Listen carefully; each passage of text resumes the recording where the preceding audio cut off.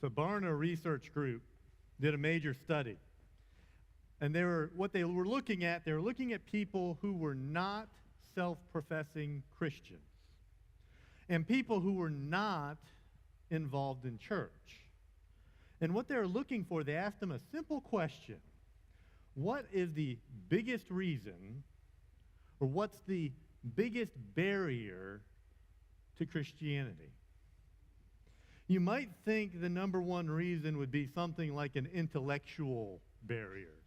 Like they couldn't accept the fact that there was an evolution or the earth was so old. You think it might be something intellectual. But that wasn't the number one reason.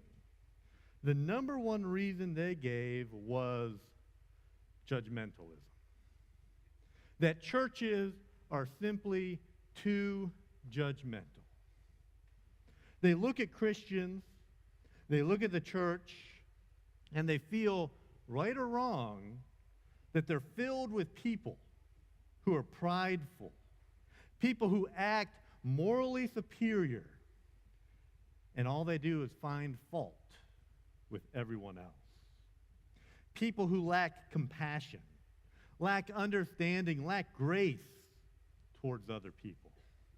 In their minds, of those who are outside of the church, Christians just seemed that all they were interested in was in condemning people rather than trying to help them. So an example that they gave, one of the people they talked to, one of the examples they gave was that a single mother came into a church looking for community and support, wanting to find a relationship with God,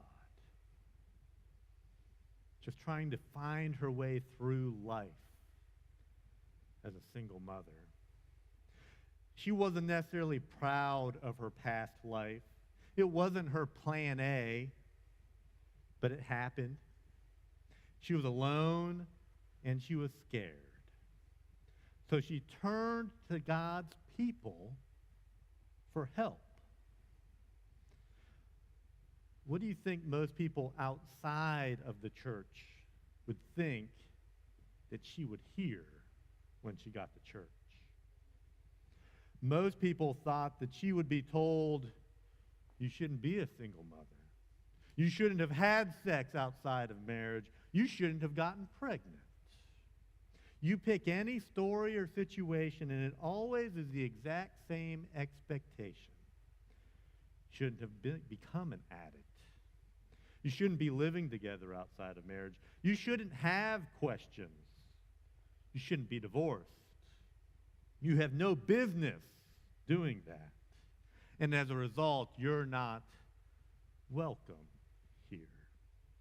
And when asked why they feel that way, the answer is always the same, because it happened to them. First-hand experience of coming to a place where all should be welcome, only to find that they weren't. Only to find that they were judged. And it reminded me of a video that I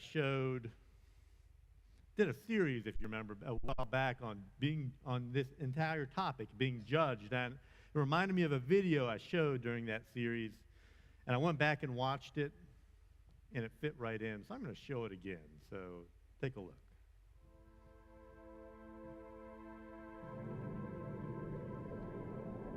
When I gave my life to the Lord, I was a stripper, and I made a decision to completely change my life. I had no idea where to go to church, what to do, how to dress, and one day I was sitting out at a coffee shop, and some girls were walking around, and they were telling everybody about their church. Well, I was so excited. I thought, this is going to be it. This is going to tell me where I can go. Maybe they'll be my friends.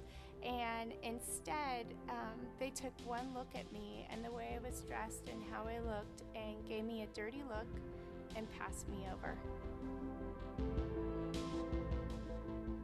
I was going into 4th grade, and that summer my parents sat me down and told me that they were getting a divorce. And I remember being blown away by that. And then on top of that, we showed up at church over the next few weeks, and I just remember feeling this difference there, that we weren't supposed to be there. Like, we had divorce slapped around our chest. And for me, it made me feel like there was something wrong with me. I trusted Christ when I was in high school. Decided to go to Bible college so I could figure out some of the answers to my questions as far as the Bible and God, and making that work practically.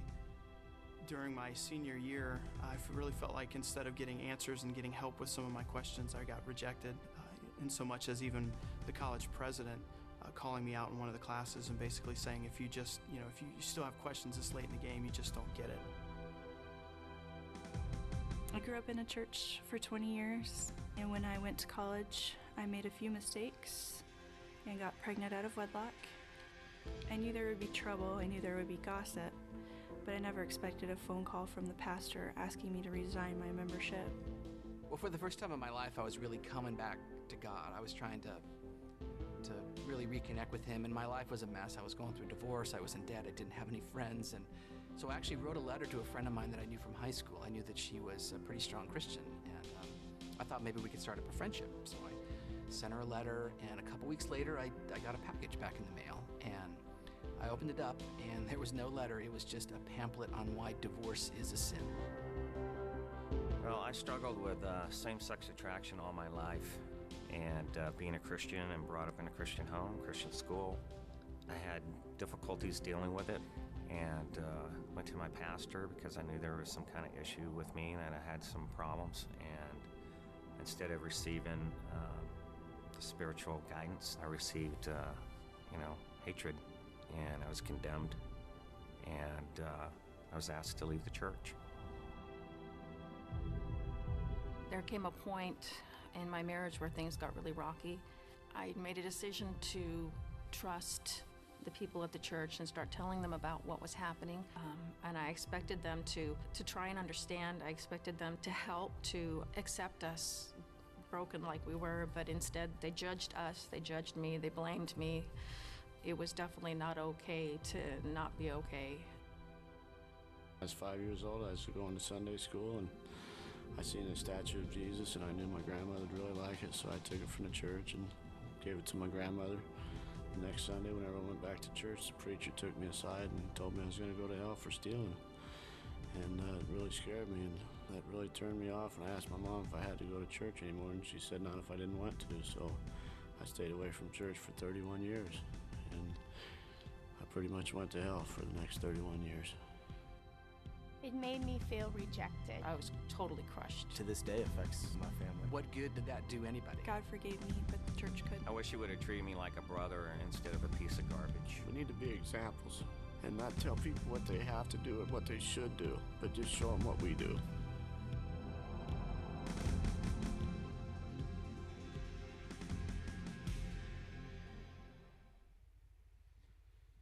Because of the way they looked, because of the things they did, because of the questions they asked, because of the mistakes they made, they were judged.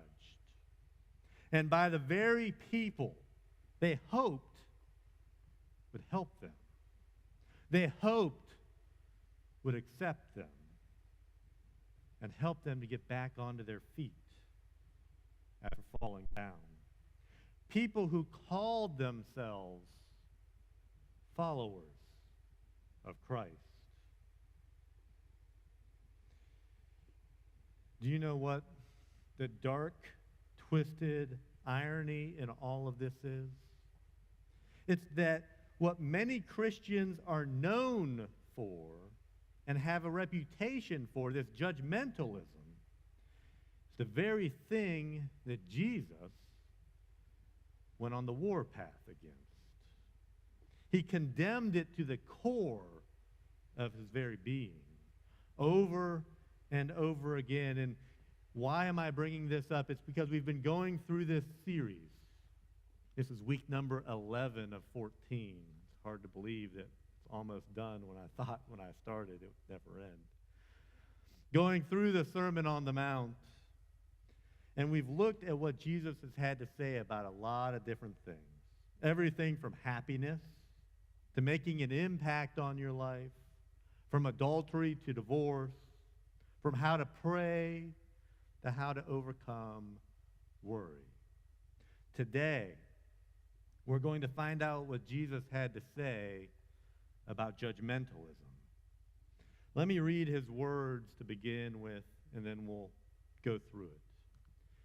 He says, "Do not judge others, and you will not be judged. For you will be treated as you treat others. The standard you use in judging is a standard by which you will be judged. And why worry about a speck in your friend's eye when you have a log in your own? How can you think of saying to your friend, 'Let me help you get rid of the speck in your eye,' when you can't see past the log in your own eye? Hypocrite. First, get rid of the log in your own eye. Then you will see well enough to deal with the speck in your friend's eye. Do not give dogs what is sacred. Do not throw your pearls to pigs. If you do, they may trample them under their feet and then turn and tear you to pieces." Pretty clear what Jesus thinks about judging others. Do not judge. That's God's job, not ours. And it's important to understand what Jesus means by judging others, because sometimes that can be misinterpreted. It doesn't mean that we can never make a value judgment. It doesn't mean that you can't believe that some things are wrong and some things are right.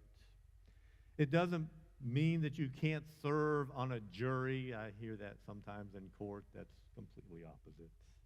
It doesn't mean that you can't ever take a stand on an issue. If you want to avoid being judgmental, it's not about refusing to believe something or to hold a belief or to stand for something.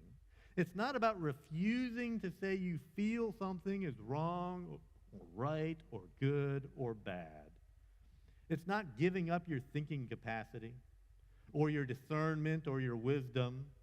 It's not about checking your brains at the door, much less your moral compass, character, or value system.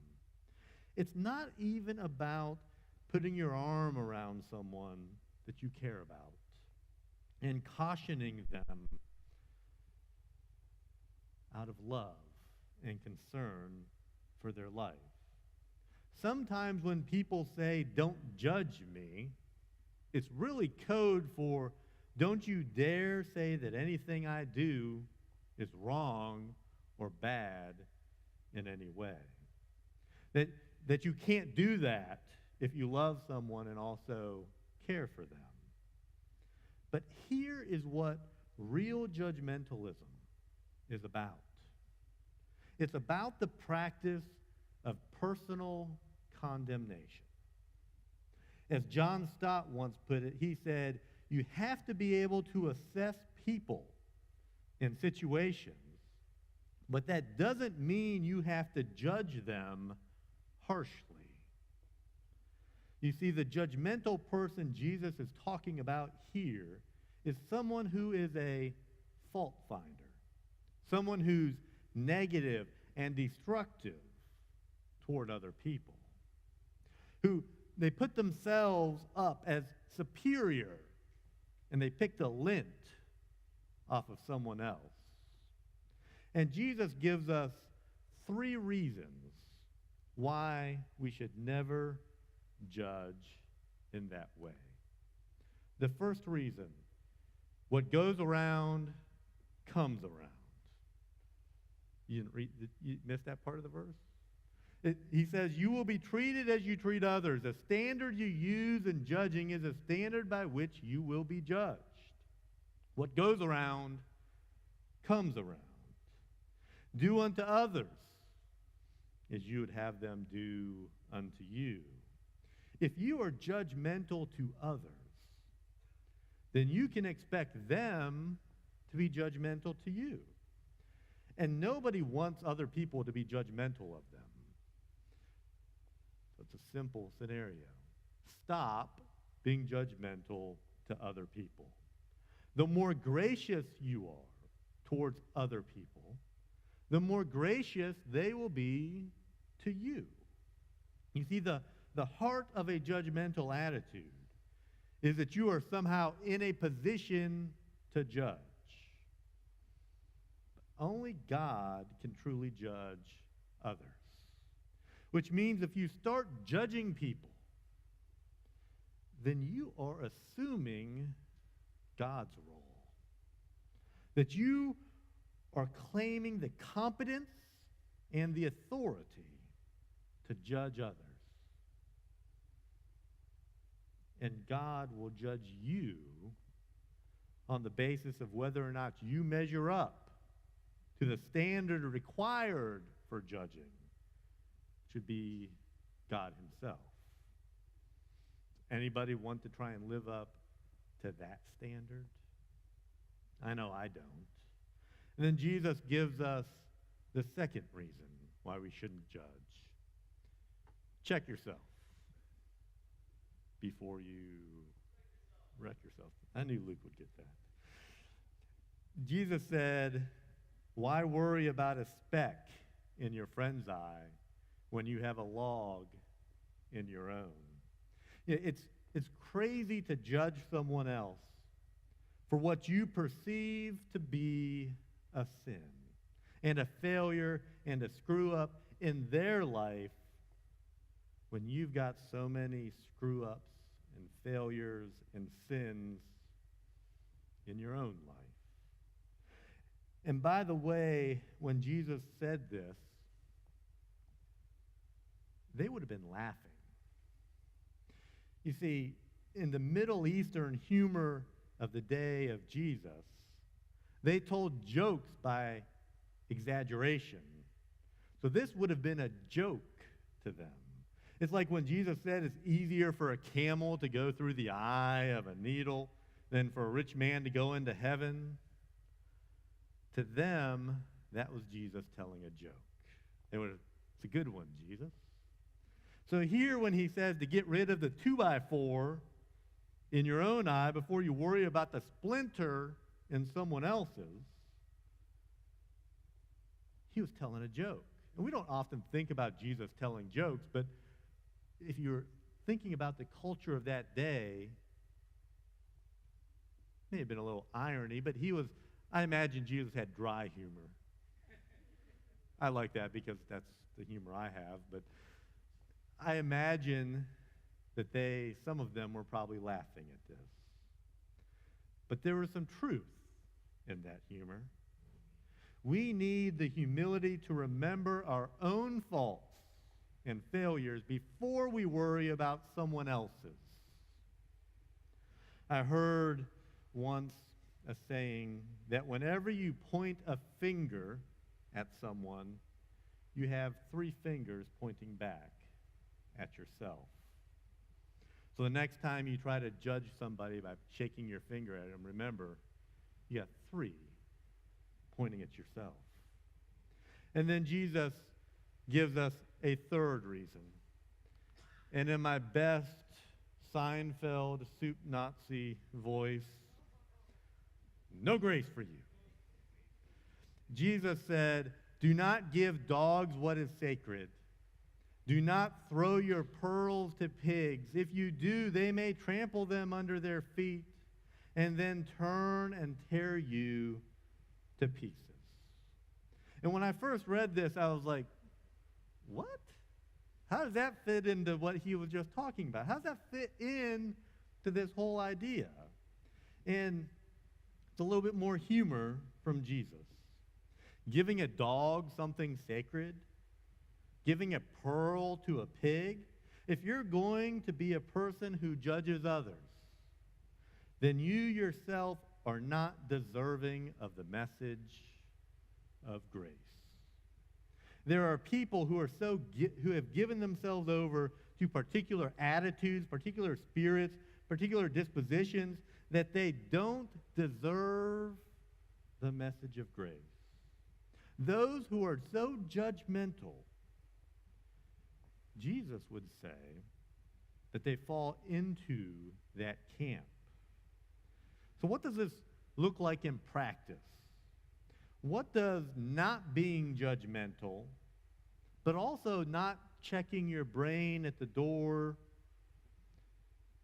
what does that look like? What is it that we need? And quite frankly, it can be summed up in two words: grace and truth. Let me take you to a scene from Jesus' life that shows exactly how this works out. It's from the biography of Jesus written by John. And I'm going to read the entire passage. It's a long passage, so bear with me. But then once I do, we will break it down some. He says, "Now he had to go through Samaria. He came to a town in Samaria called Sychar, near the plot of ground Jacob had given to his son Joseph. Jacob's well was there, and Jesus, tired as he was from the journey, sat down by the well. It was about the 6th hour. When a Samaritan woman came to draw water, Jesus said to her, 'Will you give me a drink?' His disciples had gone into town to buy food. The Samaritan woman said to him, 'You are a Jew, and I am a Samaritan woman. How can you ask me for a drink?' For Jews do not associate with Samaritans." Jesus answered her, "If you knew the gift of God and who it is that asks you for a drink, you would have asked him, and he would have given you living water." "Sir," the woman said, "you have nothing to draw with, and the well is deep. Where can you get this living water? Are you greater than our father Jacob, who gave us the well and drank from it himself, as did also his sons and his flocks and herds?" Jesus answered, "Everyone who drinks this water will be thirsty again. But whoever drinks the water I give him will never thirst. Indeed, the water I give him will become in him a spring of water welling up to eternal life." The woman said to him, "Sir, give me this water so that I won't get thirsty and have to keep coming here to draw water." And he told her, "Go call your husband and come back." "I have no husband," she replied. Jesus said to her, "You are right when you say you have no husband. The fact is, you have had 5 husbands, and the man you now have is not your husband. What you have just said is quite true." To me, this is probably one of the most fascinating and enlightening conversations that Jesus ever had. Beginning with the fact that it shouldn't have happened at all. That very first line said, "Now he had to go through Samaria." No, he didn't. No Jew had to go through Samaria. Not if they could help it. You see, the Jews, they hated the Samaritans. And to be fair, the Samaritans didn't really like the Jews either. The Samaritans were, in the mind of a Jew, a mixed blood race that resulted from the intermarriage of the Israelites, who were left behind when the Assyrians invaded, and the Gentiles that the Assyrians moved in to occupy the land. So the Samaritans were the descendants of Jews who hadn't stayed true to their heritage, but married Gentiles and produced what were then called half-bloods.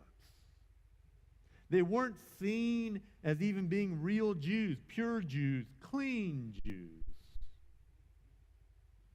Do we do that sometimes? Do we judge people based on their heritage? I wish we didn't, but if we're honest, we do. But not only were they looked down on for their heritage, there were also theological differences about where and how to worship, and they didn't have the same customs and traditions as the Jews. The hostility between the two people was so great that a Jew would be considered ceremonially unclean if he even touched the cup that a Samaritan had used. So whenever a Jewish person traveled, they would go around Samaria. But Jesus said he had to go through Samaria. You know, this had nothing to do with geography. Jesus looked at Samaria, looked at the Samaritans, and he had to go. He had a purpose to go. He was on a mission to go meet people who were far from him. So what happened when he did? The Bible tells us that he comes to this town to a well and he sat down. It said it was the 6th hour, which based upon their time converted to our time would be about noon. It was midday. It was hot. And Jesus was thirsty. And here is what we read happens next. When a Samaritan woman came to draw water, Jesus said to her, "Will you get me a drink?" Because his disciples had gone into town to buy food. The Samaritan woman said to him, "You are a Jew, and I'm a Samaritan woman. How can you ask me for a drink?" For Jews don't associate with Samaritans. She knew about the history. She knew that no good Jew would actually ask her for a drink. We already know about that relationship, but there's something else here. You see, the culture of that day, there were rules and customs governing how people should interact with one another. And on that day, Jesus broke just about every single one of them. First, he went to Samaria, which he shouldn't have done. Second, he talked to a Samaritan, which he shouldn't have done. And not just any Samaritan, but a woman from Samaria, which he shouldn't have done. And he did it when she was alone. And he was alone, which shouldn't have happened. And then he asked her for a drink from her bucket. What should Jesus have done? If he was a good Jew, what should he have done that day? When he saw her coming, he should have withdrawn by at least 20 feet away from her until she was done at the well and had left. But he should have watched her the entire time to make sure that he didn't touch anything that she touched. That's what a good Jew would have done. But he didn't move. And still she came, which might tell us a little something about her. Because she knew the rules of the day, that she shouldn't have been alone with a man at a well. The fact that she was there tells us something, because no women went to the well at midday to get water. They gathered their water in the morning, and they went as a group. Anything else would have been considered immodest and improper. But yet, there she was, at midday, alone, which no respectable woman would do.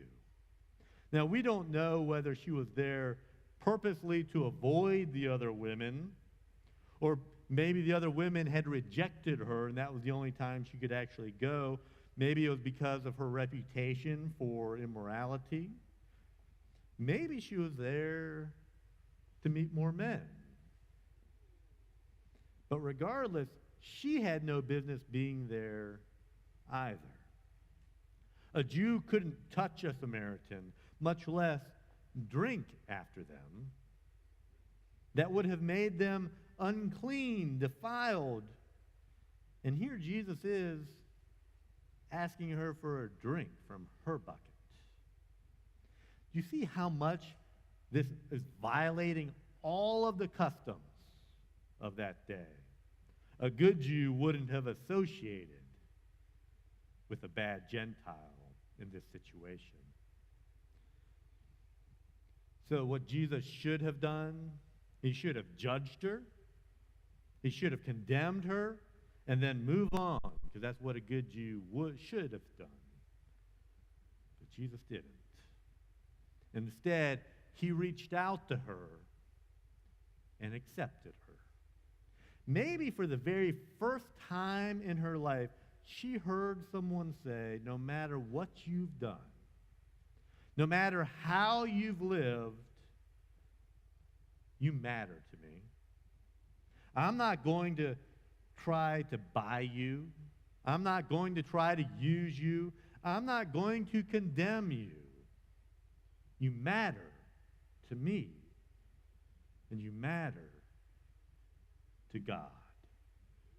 A woman who had slept in all the wrong beds, had led such a seedy life that the other women in town seemingly wanted nothing to do with her. A woman who was brazen enough to go up to a traveling man at a well at noon, maybe hoping for a seventh relationship to add to her string of 6 already. Maybe just to prostitute herself. A woman who had no status, no position, no virtue, seemingly no morals, but yet she mattered to Jesus. And he offered her living water, which confused her. Now, if we're honest, if he offered us living water, it probably would confuse us too, because that's not something we come across. But Jesus wanted her to see that she could have the deepest needs of her life met in ways that only God can. But that wasn't all there was to this conversation. With the acceptance and grace came something else. Truth. Look again at what the story tells us. The woman said to him, "Sir, give me this water so that I won't get thirsty and have to keep coming here to draw water." He told her, "Go call your husband and come back." "I have no husband," she replied. Jesus said to her, "You're right when you say you have no husband. The fact is, you've had 5 husbands, and the man you now have is not your husband. What you have just said is quite true." Can you put yourself in her shoes for a second? Imagine how that must have felt when Jesus said that to her. If you read it, you can almost read a little bit of judgmentalism in there, can't you? In the midst of, and this is immediately after radical acceptance, in the midst of that radical acceptance, the offer of grace and relationship, Jesus brings up the state of her life. He tells her to go get her husband, knowing full well that she didn't have one, and the state of her relationships and her sexual life was a mess. He knew all of that.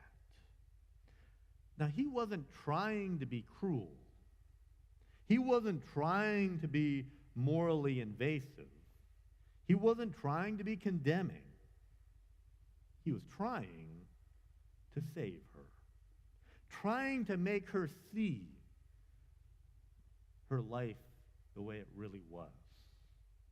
And that she needed to confront the reality of her life. He wanted to show her that she was so much better than this. But first, he needed her to see the way things really were in her life. He needed her to know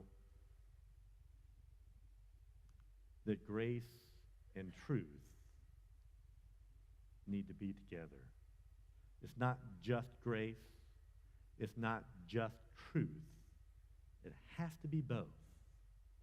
Jesus accepted her as someone who mattered to him, but he never affirmed the lifestyle that she was living. He didn't condemn her for what she did, but he didn't condone it either. Grace and truth go together. And when they go together, you don't have to have spiritual malpractice that comes with judgmentalism. Instead, you have the spiritual healing that we all long for. If you know how this story ends, it ends with her running into town, telling everyone that she saw about Jesus. It resulted in a town of Samaritans who were far from Jesus, who no good Jew would ever have anything to do with. It resulted in all those people coming and having a relationship with Jesus. You see, there is something about Jesus' manner where grace and truth were never offensive. He could tell people exactly what was going on in their life, what was going on in their marriage, what was going on in their family, where they're dropping the ball financially, the areas where they were not honoring God with their life. He could talk to people in a way that was so winsome and compelling and saturated with grace and truth that at the end of the conversation, all they wanted to do was to invite him to their parties so that they could then introduce him to every friend they knew who was far from Christ. It's a standard to live up to. You know that without grace, all there is judgmentalism. And grace without truth is immorality. We desperately need both of them. How have we screwed this up so bad? Why have we screwed this up so bad? What we want more than anything is a relationship with God that would bring grace and truth to bear on us in a way that would bring real healing, restore us, and have us become all that God wants us to be. Now, I can't speak for every church, but I can speak for this one. At Taft, this is the path that we are on. This is the path that we need to show others. The grace and the truth path. And it's time to come home. Around here, we call it trying to be authentic. It's one of our core values that has been with us now for almost 5 years. Authenticity. We've got an understanding that we're all coming to Christ broken in our own unique ways. I'm broken in a way that's different than you, but we all come to him broken. There's not a single person here who's not broken. And we need grace. And we need truth. That's the only way that he can take the broken pieces of our life and put them back together. Heavenly Father, thank you. Jesus, thank you that you are willing to go to a town that you should have never gone to, and you broke every rule that there was to meet one person, to have a relationship with one person, and that act impacted an entire city. Help us to follow that model. Help us to find one person that we can reach out to, that we can show your love and saving grace to.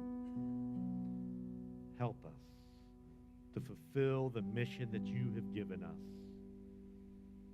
to come into a relationship with you and to spread your love and saving grace throughout this community so that everyone can come closer to you and find out just how much you love them and just how much you're willing to break every rule to meet them right where